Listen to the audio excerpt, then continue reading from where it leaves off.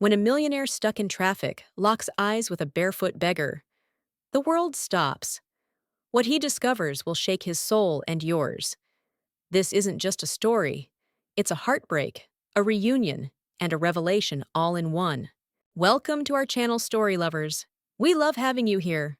Before we continue with this intriguing story, please subscribe and turn on notification bell so you can get notified whenever we drop new stories.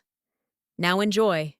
The sun was hot, pressing down like it wanted to melt everything in Lagos. Cars crawled forward like lazy ants, horns blaring in frustration, hawkers weaving through traffic with sachets of water and plantain chips, shouting prices no one really heard.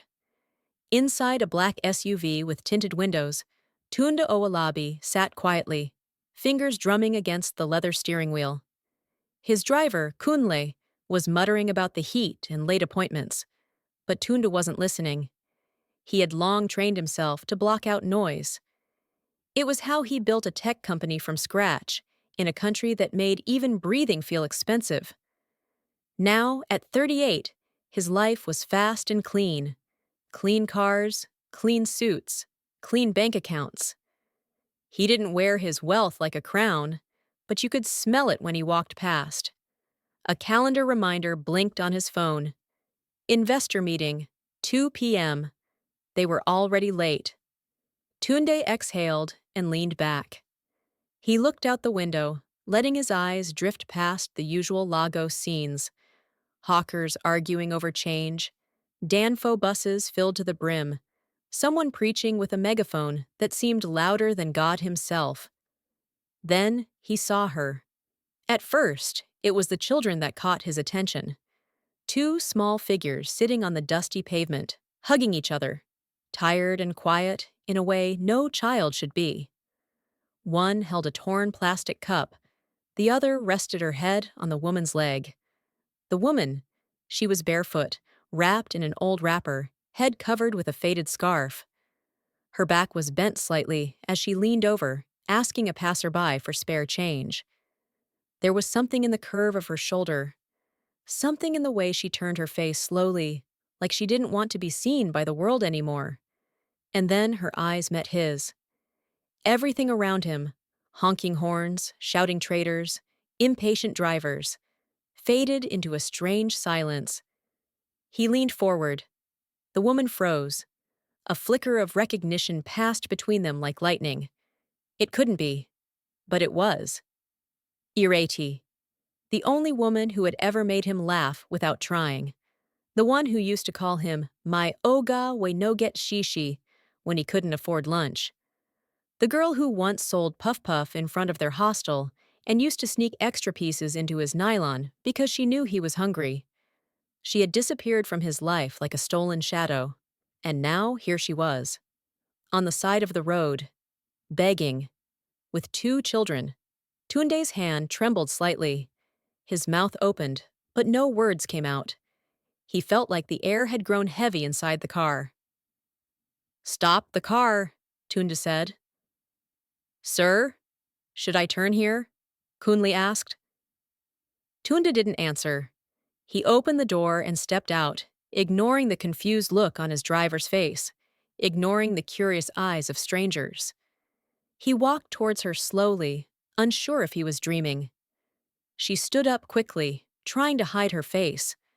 But the damage had already been done. Their eyes had locked, and the past had kicked the door wide open. "Ireti," he said, voice low. She didn't respond. Her hand tightened on the child's shoulder. She looked tired, not just physically tired, but tired in a way that made her seem smaller than she used to be. He took another step closer. She shook her head. "Please leave me alone," she said quietly. Tunde stood still, as if slapped. She turned away, bent beside the children again, and pretended he was not there. 15 years earlier, the air in Ife always smelled of dust and roasted corn. The university gates stood tall and proud, but behind them lived stories no textbook could ever explain. Tunde was one of those stories. A thin boy with glasses that kept slipping off his nose, clothes that never matched, and a mind that could solve any math problem you threw at him. He walked with quiet confidence, the kind that came from knowing he had nothing, and nothing to lose. He met Ireti near the Faculty of Arts. She wasn't a student at first. She was just the girl selling puff puff under the mango tree by the school gate. Her laugh carried across the road, full of life, not ashamed of the oil stains on her wrapper or the sweat on her face. She was beautiful, but not the delicate type. Her beauty was loud, like Lagos traffic, unmissable. The first time she gave him extra puff puff, he tried to return it. She laughed. "Take it, Abig. Now your brain day help me pass statistics class?" That was the beginning. Ireti later enrolled as a part-time student, studying education, while still frying puff puff to support her younger brother, Sei, who was in secondary school. Tunde became a regular fixture at her stand. They would sit on a bench, share stories, and talk about a future where they would both make it big. He wanted to build software that could change the world. She wanted to open a big school and never let another child be chased away for owing school fees. They were young and poor, but happy. Then came the scholarship, an email from a European foundation, full tuition, living expenses, all covered. It was a dream. Tunde ran all the way to her stand, nearly dropping his phone in excitement. She hugged him tightly, her hands trembling. "You have to go," she said, "even if it means leaving me." He promised to come back. "I'll go, but we'll still talk every day," he said. "We'll plan the wedding. I'll even send money for your brother's school fees." That night, he tried to call her. No answer. He went to her house the next morning to say goodbye properly. She was gone. The neighbors said she packed her things in the middle of the night. Nobody knew where she went. Sei, too, gone. The small house where they used to stay looked cold and empty. Tunde waited 3 more days. Called everyone they both knew. Posted notes on walls. Nothing. He left Nigeria with a full scholarship and a cracked heart. The boy who flew out of Lagos airport wasn't the same one who landed in Amsterdam. He stopped believing in promises. Back in the present, the smell of Lagos heat had changed, but something inside him had not. He stared at the woman on the roadside. The same face, aged and tired, but still hers. He stepped closer. "Ireti?" She raised her eyes slowly. Her lips trembled, but she didn't speak. The 2 children beside her clung to her skirt. "What happened to you?" he asked, voice soft, almost pleading. She swallowed hard, wiped a tear quickly with the edge of her wrapper, and whispered, "Please, leave me alone." She turned her face away, like the wind might carry him off if she ignored him hard enough. But Tunde didn't move. That night, he didn't go home. He canceled the meeting in Ikeja, turned off his phone, and sat alone in his Lekki apartment, staring at the ceiling, like it held the answer. Who were those children? What happened to her dreams? The next day, he started asking questions. He contacted an old lecturer at IVE who still remembered him. The man said Ireti vanished right before her final exams. There was talk that her younger brother died in an accident. Some whispered she ran away with a cultist. Others said she got pregnant and dropped out. Tunde didn't believe any of it. The Ireti he knew was bold, proud, and stubborn in the best way. She wouldn't just disappear like that. He visited her old neighborhood. The landlady was still there, bent with age but sharp-tongued. "Ah, that girl! Na fine girl, oh! But trouble follow her like shadow. One day, we just wake up, she don't go. Some say she enter bad gang. Now what teen happened to her brother way scatter her head." Tunde leaned against the wall, feeling like the past was punching him in the stomach. A few days later, he returned to the spot near the junction. She was there again, same wrapper, same silence, same children. She saw him coming and stood up quickly. "I told you to leave me alone." "I just want to help," he said. "You want to help because you feel sorry for me?" Her voice rose, not angry, just tired. "You don't even know me anymore." "Then tell me," he said. "Help me understand." But she just gathered the children and turned away. As she walked off into the crowd, Tunde stood frozen. Something was wrong. Something wasn't adding up. And he couldn't walk away this time. Tunde became a ghost in his own life. For days, he said nothing to anyone. His phone rang until it stopped. Emails piled up like forgotten dreams. The office sent his assistant to check on him, but she returned with a puzzled face, saying only, "Oga is fine, I think." But he wasn't. Every morning, he found himself driving back to the junction. The same spot, the same crowd, the same woman sitting under the faded umbrella, with the two children playing with bottle caps at her feet. At first, he just watched them from a distance. Then, one day, he came with food. The children were hesitant. Ireti, even more so. She eyed the nylon bag in his hand like it carried poison. But hunger has its own way of breaking walls. The girl, the quieter of the two, reached out first, took the bread and egg roll, and gave her brother half. After that, he kept showing up. He brought slippers when he noticed their feet were bleeding from walking barefoot. A backpack with crayons and pencils when he saw them scribbling with charcoal on the pavement. He even brought a small toy keyboard, not because they asked, but because he remembered how Ireti used to hum while studying, tapping on her table like it was a piano. The children began to talk to him. Nothing deep, just small things. "Uncle Tunde, look, I drew you," the boy said one day, showing a shaky stick man with big glasses. Another day, the girl climbed into his lap and whispered, "Your car smells like bubblegum." He didn't understand it, but he laughed. Ireti watched, always from a distance, quiet but never far. She didn't thank him, didn't stop him either. One afternoon, while walking with them to buy a kara, the boy looked up at him and said, "Uncle Tunde, I wish you were our daddy. Our real daddy is in heaven." Tunde stopped walking. He didn't reply. He couldn't.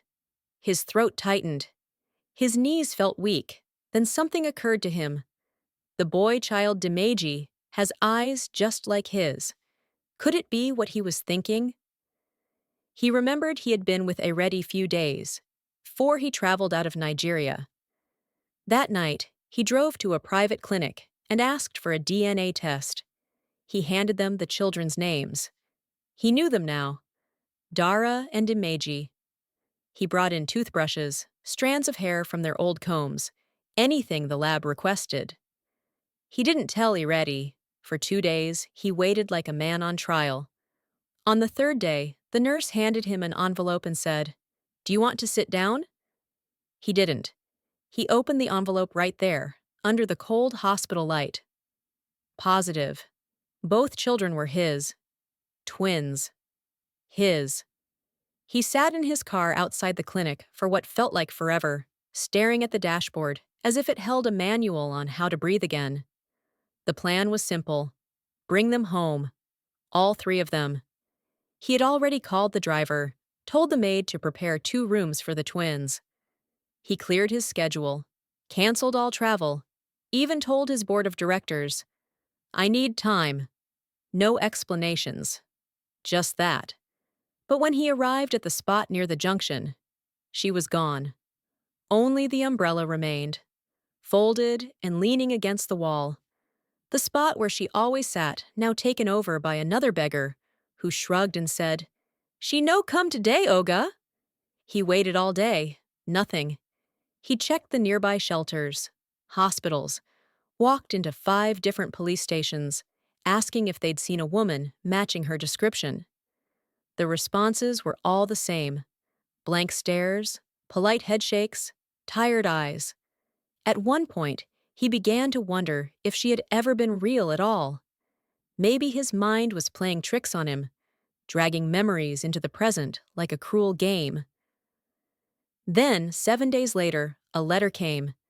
It was left with the security man at his gate, tucked into a white envelope, the edges soft and smudged. Inside, written in small, careful handwriting, "I know you mean well, but I'm too broken to fit into your world. Take care of the children. Tell them I loved them more than anything. Forgive me for not being stronger.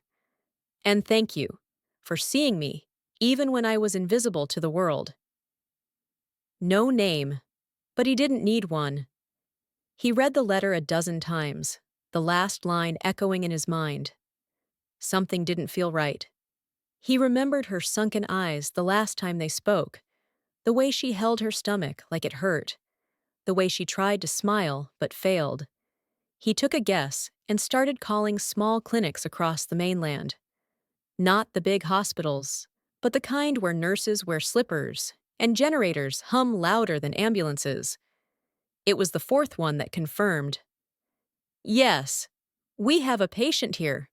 She was brought in by a market woman who found her collapsed behind her shop." He drove like a madman. The room was dim. A fan creaked slowly overhead. She lay on the bed, pale, fragile, her lips cracked, her fingers twitching slightly in her sleep. The twins were there already. The market woman had recognized them begging nearby and brought them along. Dara curled up like a kitten on a mat. Dimeji clutched a half-eaten biscuit in his tiny hand. Tunde sat down beside her. Just sat. He didn't speak at first. He just looked at her. The woman he loved. The woman who disappeared. The woman who had raised his children in the shadows, with nothing. When her eyes finally opened, she blinked slowly, as if waking from a lifetime of noise. He took her hand, gently, like holding something precious and old. "Ireti," he said, voice low. "You are not broken. You are the strongest person I know." Her eyes filled with tears, but he wiped them away. "And we are going home. All of us. Together." She didn't reply. She just closed her eyes again, not from pain this time, but from peace. On the floor, the twins stirred. Dimeji rolled over and murmured, "Daddy?" Tunde smiled. "Yes, son," he whispered. "Daddy is here." And for the first time in years, he meant it. The front door opened with a soft creak. Tunde stepped into the living room, carrying Ireti gently in his arms. She was lighter than he remembered, her head resting against his chest like a whisper. The twins trailed behind him. They had never seen a house this big before, but they walked in like they belonged, because they did. The maid rushed forward, confused and worried. Tunde only raised one hand and said, "It's okay. She's family." He placed Ireti on the long couch, covered her with a soft throw blanket, and kissed her forehead. Dara curled up beside her mother. Dimeji climbed onto the armrest and began humming a tune only he seemed to know. Tunde stood in the middle of his living room. Everything felt still. Ireti was asleep on the couch, breathing gently, with Dara holding onto her mother's arm. Dimeji was lying on the rug, playing with the hem of Tunde's trouser, smiling the same smile Tunde had seen in the mirror many times before. He turned to look around the room, searching for a blanket to cover the twins. Then something caught his eye. A picture frame? It had been on that shelf for years. He hadn't noticed it in a long time. He walked over and picked it up. It was a photo of his late mother, Mama Owolabi. She was sitting on a chair, smiling proudly, dressed in her favorite white lace. In her arms was a baby, wrapped in green cloth. The baby's cheeks were full, and the eyes, those eyes, looked exactly like Dimeji's. Tunde stared at the photo. His hand shook slightly. His breath caught in his chest. He sat down slowly, still holding the frame, his mind spinning. Then, like pieces of a puzzle, the truth came together. His mother. She had met Ireti. She had known. And she never told him. He remembered how Mama used to change the subject each time he mentioned Ireti back in those early days. How she would say, "You're better off." That girl is long gone. But she never looked him in the eyes when she said it. Tunde stood up, walked to the cabinet where Mama's old letters were kept. He searched through them until he found a torn brown envelope hidden at the bottom. It was sealed. The handwriting was shaky. Mama's. He opened it slowly. Inside was a single page. Tunde, if you ever find this, it means life has brought you back to where you should have been. I met Ireti. She came to me after you left for America. She was pregnant, scared, alone. I told her to let you go, that you needed to fly, not be tied down. Maybe I was wrong, but I thought I was doing the right thing as a mother. If this letter ever reaches your hands, I hope you forgive me, and I hope you find her. She was a good girl. Mama! Tunde read the letter twice, then a third time. He sat down, placed the letter beside the photo, and covered his face. Silent tears rolled down. Not because he was angry, but because everything now made sense. Ireti didn't leave him. She protected him. She kept her promise, even when it broke her heart. He walked back to her and sat beside her on the couch. Her eyes opened slowly. Tunde? She whispered. He smiled, and for the first time in a long while, it was full and real. I know, he said softly. I know everything now. She looked at him with tired, watery eyes. I'm sorry, she said, voice barely above a whisper. I tried my best. I know you did, he replied, taking her hand in his. You were never the problem. You were always the answer. The twins stirred. Dara sat up and said, Uncle Tunde, can we stay here forever? Tunde looked at them, then at Ireti, and nodded. Yes, he said. This is home now, for all of us. He pulled them close, all three of them. And for the first time in many years, the house felt warm again, not because of the expensive furniture or the bag windows, but because love had come home. Thank you for watching Story Lovers. Please like, subscribe, and turn on notification bell so you can get notified whenever we drop new stories.